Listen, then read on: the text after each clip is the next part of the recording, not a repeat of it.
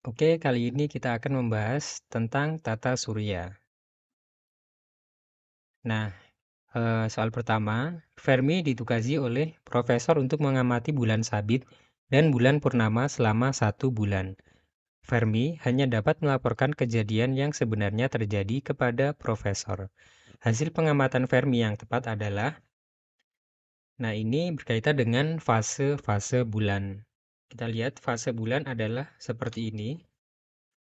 Nah, untuk melihat pernyataan yang benar, ini buminya dilihat dari utara. Jadi, arah timur itu adalah searah dengan panah merah ini.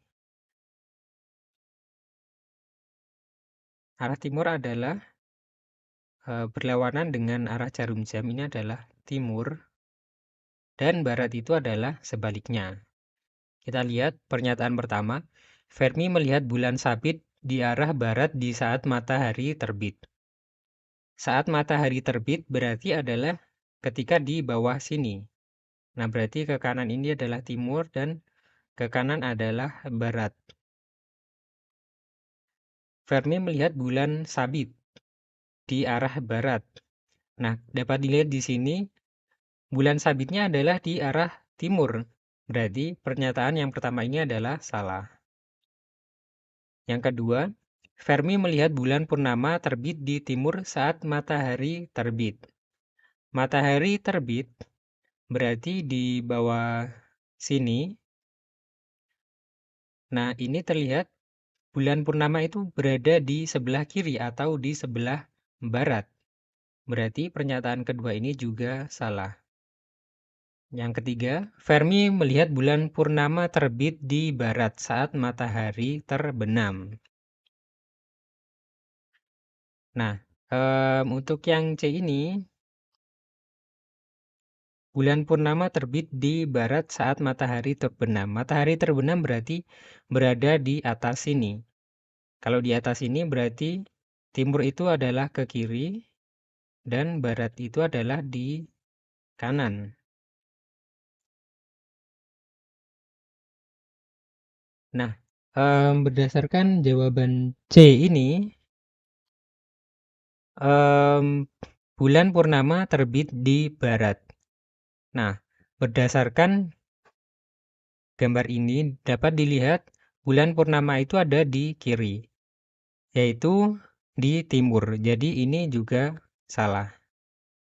Kemudian yang D, Fermi melihat bulan sabit di arah barat di saat matahari terbenam. Matahari terbenam berarti di atas ini. Bulan sabit itu ada di sebelah kanan sini. Di sebelah kanan berarti ini adalah arah barat. Dan berarti ini pernyataannya benar. Jadi jawabannya adalah yang D. Fermi melihat bulan sabit di arah barat di saat matahari terbenam. Nomor 18. Pada suatu hari, Henny beserta tim berhasil menjalankan misi Topkop 101 untuk membuat base camp penelitian di bulan. Agar mirip dengan suasana di bumi, maka Henny memilih tempat di mana ia dapat melihat bumi, seperti kita yang di bumi melihat bulan. Saat diperhatikan lagi, Henny dapat mengamati bahwa, nah sebelum menjawab, kita perlu tahu fakta-fakta mengenai bulan. Yang pertama, bulan berotasi pada sumbunya dengan periode 29,5 hari. Yang kedua, bulan mengorbit bumi dengan periode 29,5 hari. Nah, karena bulan berotasi dan mengorbit dengan periode hampir sama, maka sisi bulan yang terlihat juga sama. Sisi yang terlihat disebut dengan sisi dekat atau near side dan sisi belakangnya disebut dengan sisi jauh atau far side. Kemudian, Henny berada di sisi dekat bulan atau near side, sehingga bumi dapat dilihat di langit bulan. Jadi, kalau di bumi kita bisa melihat sisi yang sama, berarti di bumi kita bisa melihat bumi secara terus-menerus. Kemudian, Matahari terlihat terbit dan tenggelam sesuai dengan periode bulan mengelilingi bumi, yaitu 29,5 hari. Nah, berdasarkan jawabannya, yang pertama, bumi bergerak melintasi langit pengamat dan tampak berputar pada sumbu rotasinya. Nah, yang pertama ini salah karena bumi bergerak melintasi langit, yang mana harusnya bumi itu tetap di langit, yaitu tidak bergerak, karena Henny berada di sisi dekat bulan, sehingga bumi itu tampak terus-menerus dan tidak bergerak. Kemudian tampak berputar pada sumbu rotasinya. Nah, ini juga benar kalau tampak berputar pada sumbu rotasinya karena bumi itu berputar, ya berotasi. Maka dari itu bumi mengalami siang dan malam. Nah, yang kedua, bumi tidak bergerak melintasi langit pengamat, tetapi tampak berputar pada sumbu rotasinya. Nah, ini yang B ini jawaban yang benar karena bumi dari bulan itu memang terlihat tetap. Ya, ini jadinya tidak bergerak melintasi langit dan bumi itu tampak berputar pada sumbu rotasinya. Jadi jawabannya adalah yang B. Tapi sebelum itu kita lihat jawaban yang lain, yaitu yang C. Bumi tidak berputar pada sumbunya dan tidak bergerak melintasi langit pengamat. Nah, jika yang C ini, bumi tidak berputar, ini salah karena bumi itu berputar dan terlihat di bumi, di bulan maksudnya, pada sumbunya dan tidak bergerak melintasi langit pengamat. Nah, karena dia berada di sisi near side atau sisi dekat, maka bumi terlihat dari bulan. Maka pernyataan yang C ini salah. Kemudian yang D, matahari terbit setiap hari dan bumi setiap 27,3 hari. Nah, ini juga salah karena bumi tadi dia berada tetap di langit bulan, kemudian matahari terbit. Nah, matahari terbit dan tenggelam ini mengikuti periode bulan mengelilingi bumi, yaitu 29,5 hari. Nah, 29,5 hari ini adalah periode yang disebut dengan periode sinodik ya, yaitu 29,5 hari. Kemudian yang 27,3 hari ini adalah periode sidereal. Nah, periode sidereal ini diukur dari bintang. Kemudian kalau yang 29,5 hari ini diukur dari matahari. Kemudian fase dari bulan itu juga mengikuti dari fase sinodik bulan, yaitu 29,5 hari. Nah, kemudian yang pernyataan terakhir, dua fase bumi, yaitu bumi mati dan fase purnama. Nah, dari bulan kita juga mengamati bumi seperti bulan, ya. Jadi, fasenya itu juga sama dengan fase bulan, yaitu ada bulan mati atau bulan baru, bulan sabit, setengah, kemudian bulan purnama, dan seterusnya. Jadi, fase bumi juga terlihat seperti fase bulan, yaitu bumi mati, bumi sabit, dan seterusnya. Jadi, pernyataan E ini benar tetapi kurang karena tidak menyebutkan bulan, bumi sabit juga. Kemudian, soal berikutnya. Berapakah periode sebuah satelit yang diatur sedemikian rupa sehingga dapat teramati di satu titik tetap di langit? Diketahui massa satelit 1.200 kg mengitari bumi searah dengan rotasi bumi dengan kecepatan 7,18 km per sekon dan ketinggian 32.000 kaki di atas permukaan bumi. Nah, di sini dinyatakan bahwa dapat teramati di satu titik tetap di langit. Nah, jika satelit berada di satu titik tetap di langit, satelit itu bernama satelit geostasioner. Nah, satelit geostasioner ini posisinya tetap di atas suatu negara. Karena periodenya itu sama dengan periode bumi berotasi. Nah, untuk satelit yang lain itu ada satelit Leo, dan satelit MEO. LEO ini adalah satelit dengan ketinggian rendah, yaitu sekitar 160 km sampai 2000. Kalau MEO berada antara LEO dengan GEO, dan terakhir adalah GEO. Satelit geostasioner ini periodenya sama dengan periode bumi, yaitu 24 jam. Kemudian kecepatannya itu adalah 3,07 km per sekon. Kemudian ketinggiannya itu adalah sekitar 35.786 km dari permukaan bumi. Nah, satelit geostasioner ini penempatannya sesuai dengan ini ya, periodenya 24 jam, kecepatan 3,07 dan 35.786 km. Berbeda dengan satelit LEO dan MEO yang bisa bervariasi.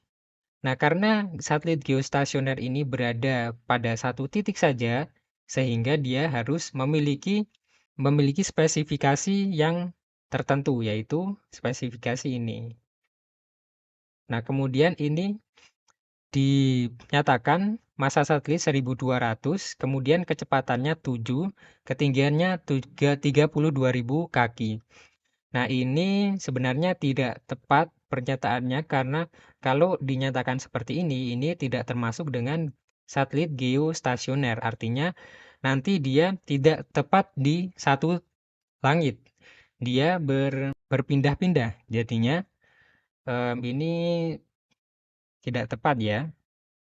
Nah, kemudian untuk jawabannya sendiri karena dia ini satelit geostasioner, maka periodenya itu adalah 24 jam. Jawabannya itu yang C. Next, nomor 20. Jika jarak orbit bumi adalah 1,5 kali 10 pangkat 13 cm dari matahari dan bumi berevolusi tepat selama 365,25 hari, maka berapakah estimasi massa matahari? Gunakan G sama dengan 6,67428 kali 10 pangkat min 11 Newton meter pangkat min 2 kilogram pangkat min 2. Nah, kita tulis dulu yang diketahui. Yang pertama itu adalah jarak antara bumi dengan matahari, yaitu 1,5 kali 10 pangkat. Tadi kan 10 pangkat 13. Kita ganti 10 pangkat 11 dengan unitnya adalah meter. Kemudian periodenya itu adalah 365,25 hari. Dan konstanta gravitasinya adalah berikut. Nah, untuk menjawabnya, pertama kita lihat dulu bumi mengelilingi matahari. Nah, bumi mengelilingi matahari itu lintasannya adalah berupa elips. Tetapi kita bisa dekati dengan orbit lingkaran. Jadi untuk orbit lingkaran, gaya gravitasinya itu sama dengan gaya sentripetal dari bumi. Maka dari itu, Fg atau gaya gravitasi sama dengan MAS. MAS ini adalah gaya sentripetal. M ini massa yang mengelilingi matahari.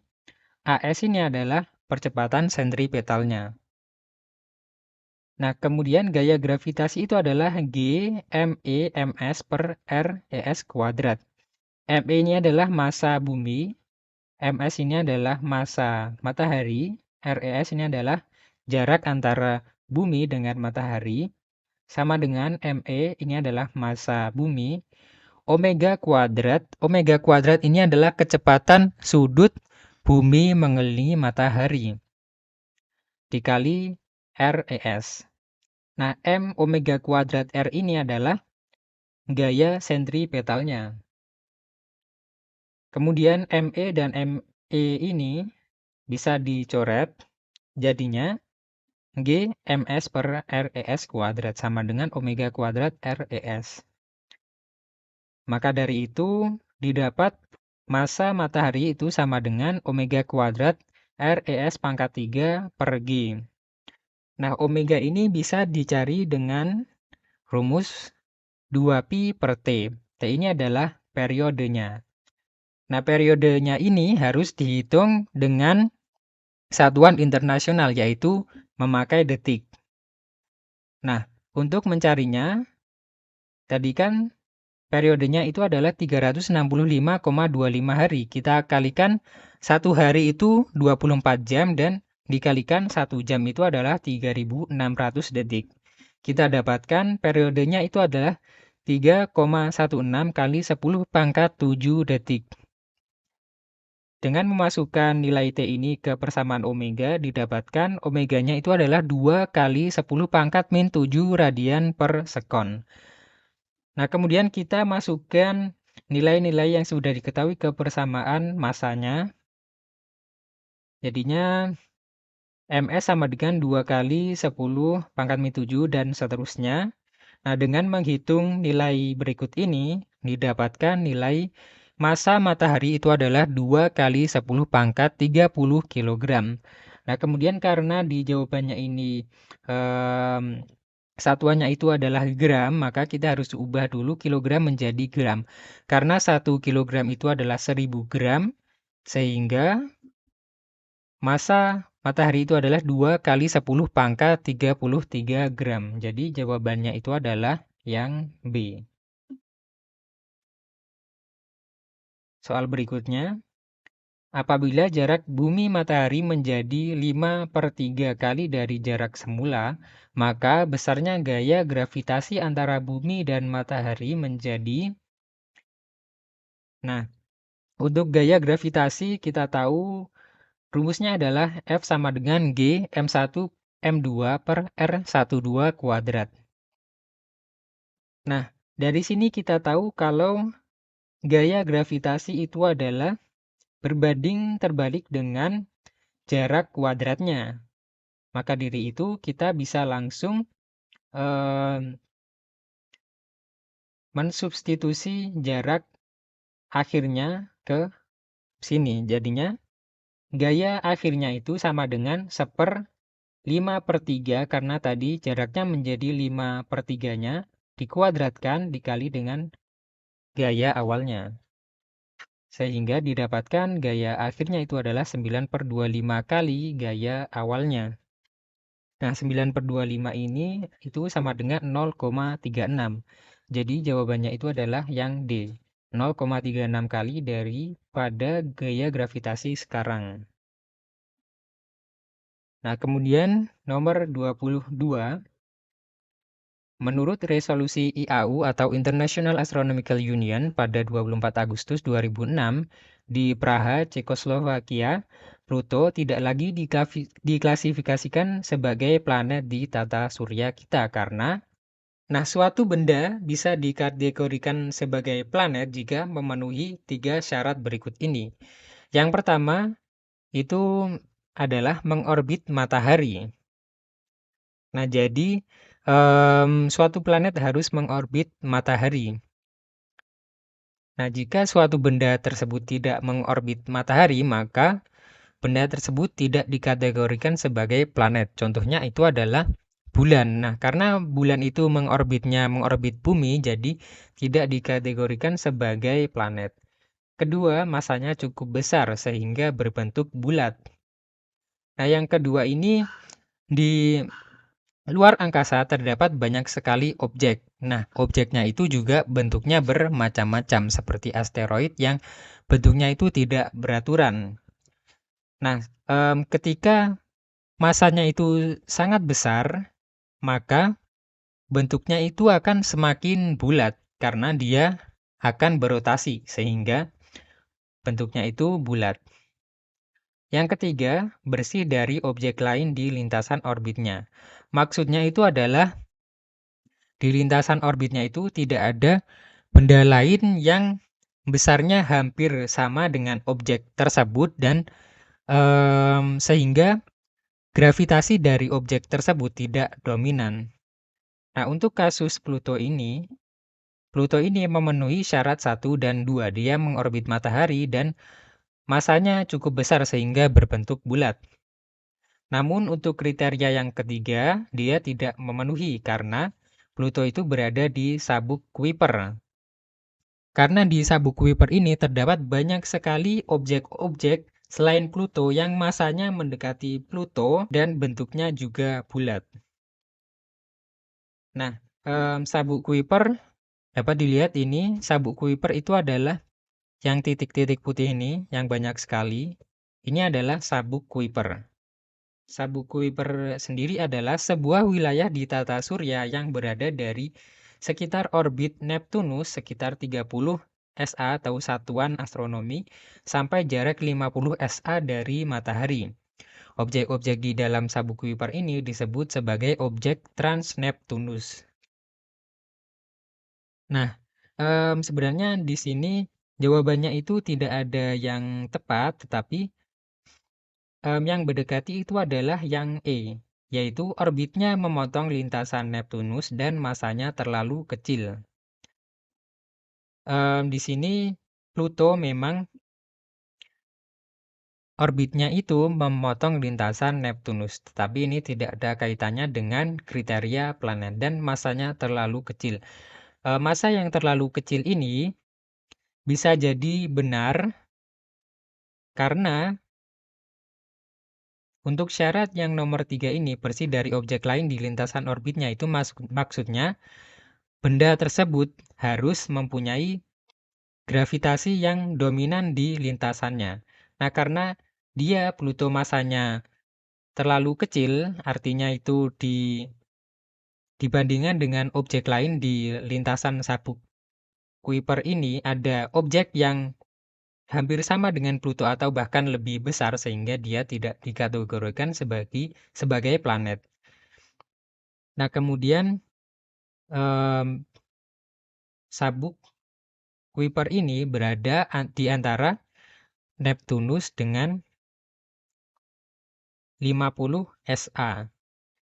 Nah, Neptunus dikategorikan sebagai planet karena Neptunus itu masanya sangat besar sehingga dia dominan di lintasannya. Sehingga Neptunus dikategorikan sebagai planet, berbeda dengan Pluto. Nah, jadi jawabannya itu adalah yang E. Nah, nomor 23, jika orbit bulan menjadi sedikit lebih besar dari semula, maka gerhana matahari. Nah, ini lebih besar itu maksudnya terlihat lebih besar bulannya. Kenapa? Karena orbit bulan itu tidak lingkaran, melainkan elips, di mana elips itu ada jarak terdekat dan jarak terjauhnya. Nah, ketika di jarak terdekat, maka bulan itu terlihat lebih besar. Maka kemungkinan terjadinya gerhana matahari total itu lebih besar. Nah, dapat dilihat di yang atas ini, di gambar atas, ini adalah di mana terjadi gerhana total, yaitu ketika bulan itu berada di titik dekatnya. Sehingga di sini terdapat area di bumi yang tertutupi oleh umbra. Nah, umbra ini adalah bayangan yang lebih gelap daripada penumbra. Nah, untuk gerhana cincin ini terjadi ketika bulan berada di titik yang jauh dari bumi. Nah, di area ini, di area kuning ini, yang terlihat itu adalah bayangan antumbranya. Sehingga yang terlihat itu adalah gerhana cincin. Nah, karena ini orbit bulan menjadi sedikit lebih besar, maka kemungkinannya adalah terjadi gerhana matahari total. Sehingga jawabannya itu adalah yang B. Kemudian yang nomor 24, berikut adalah pernyataan yang benar tentang pengamatan gerhana bulan total. Gerhana bulan total terjadi ketika matahari, bumi, dan bulan itu sejajar. Nah, ilustrasinya seperti ini. Nah, bulannya itu tertutupi oleh bayangan dari bumi, sehingga terjadi gerhana bulan. Nah, ketika terjadi gerhana bulan total, maka bulan itu terlihat kemerahan karena di bumi terdapat atmosfer. Nah, atmosfer ini akan meneruskan cahaya merah ke sini sehingga bayangannya itu berupa warna merah dan cahaya birunya itu dikeluarkan oleh atmosfer bumi sehingga saat gerhana bulan total, bulan terlihat merah. Nah, kemudian kita lihat pernyataannya yang A, dapat diamati hanya kalau matahari tepat di atas ekuator. Nah, ini kurang tepat karena syaratnya itu kalau dia sejajar ya. Jadi, tidak harus tepat di atas ekuator. Nah, ketika tepat di atas ekuator ini namanya itu adalah vernal equinox dan terjadi pada tanggal 20 Maret. Kemudian yang B, dapat diamati hanya dekat meridian tengah malam. Nah, berbeda dengan gerhana matahari, gerhana bulan ini dapat diamati oleh sebagian sisi bumi. Nah, ini kan bulan ada di kanan. Nah, bulan ini dapat teramati oleh pengamat di sini atau di sini atau di sisi kanan bumi dan terlihat gerhananya. Nah, kemudian yang C dapat diamati hanya sekitar waktu bulan baru. Nah, pernyataan ini salah karena dia berada di sisi kanan, yang artinya sisi kanan ini itu adalah terjadi ketika fase bulan purnama. Kemudian yang D dapat diamati pada setengah permukaan bumi. Nah, pernyataan yang D ini benar. Kemudian yang pernyataan E dapat diamati dari suatu jalur sempit pada permukaan bumi. Nah, seperti tadi yang saya jelaskan, dapat diamati separuh bumi. Jadi pernyataan E ini tidak tepat. Jadi jawabannya itu adalah yang D.